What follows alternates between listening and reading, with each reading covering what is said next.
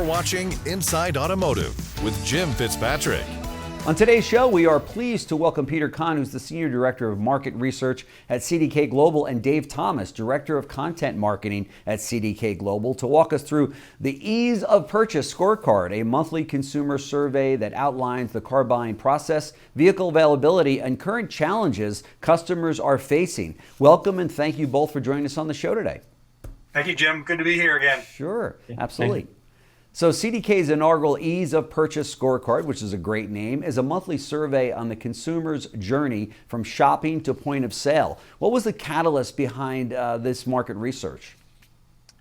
We looked at just being in the industry every day, seeing sales numbers come out every month, Sure. Year after year. You see a lot of statistics about the health of the industry, which models are performing better, or what incentives are rated at. But what you don't really see is how consumers are feeling about their purchase every month. Mm-hmm. So the scorecard kind of takes that into account.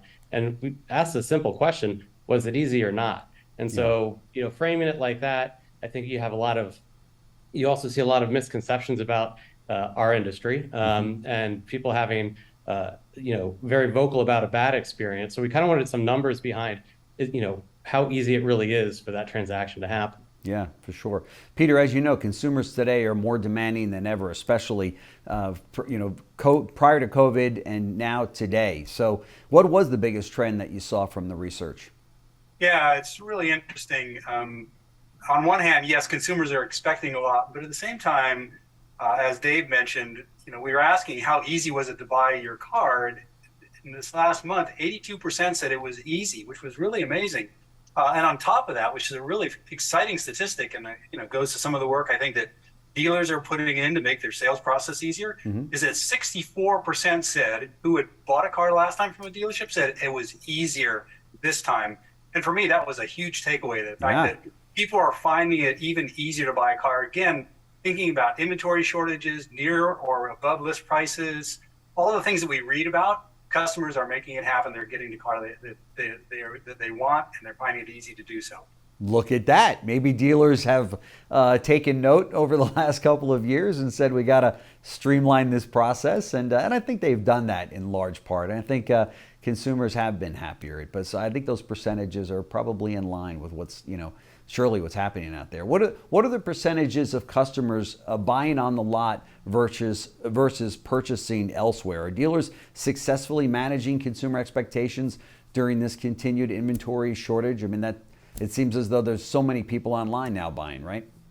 To some extent, yes and no. I mean, it's interesting because what we found, and we're finding this in other studies as well, is that between 65 and 70% of the folks are starting and ending their journey at the dealership. They're doing pretty much everything at the store.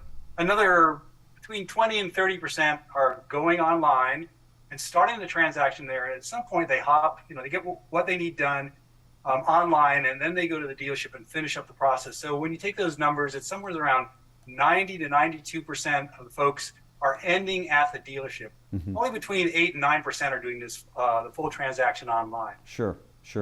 I could see that. So Dave, for customers who are looking to trade in their vehicles for newer ones, how has that experience been for them? Are they getting the value that they hoped for and expected? For the most part, yes. And while the overall transaction is easy, as we said, and it's getting easier from the last time, negotiating that trade-in price is still one of the harder aspects for people. And that's just, I think, leveling up how much easier all the other things are. So it's still part of the process, and it might even be because the retail prices are a little more set than they used to be, with less negotiating there. That agreeing on that final trade-in is a little more problematic. So only 53% found that process easy. There might be a little more consternation around that part of the deal. Yeah, still got to do a little work to do yet, right, on that. Exactly. So according to the scorecard, consumers are happy with the amount of time the shopping, to purchase process, yet they're still, think that the dealership journey is taking too long. What could be the reasons for the contradiction? Yeah, it's interesting about that. We asked folks how long it took, how long they expected it to take, and then, did their time it took match their expectations? And to your point, anywhere from about 36 to 45%, again, depending on the month, are saying it's still taking too long. There's still delay in the process. We're doing a little bit more research to really understand where that delay is happening. But anything more than about 2 hours is starting to cause some consternation with customers. Now, interesting, and this is a really important point that I want to get to our dealers, is that most shoppers we find really want to get all their questions answered. They really want to understand what they're buying, what their options are. But once they understand that, they want to move very quickly to close the deal and get out the door. So that's really important to answer the questions. And then once those are done, finish it up quickly.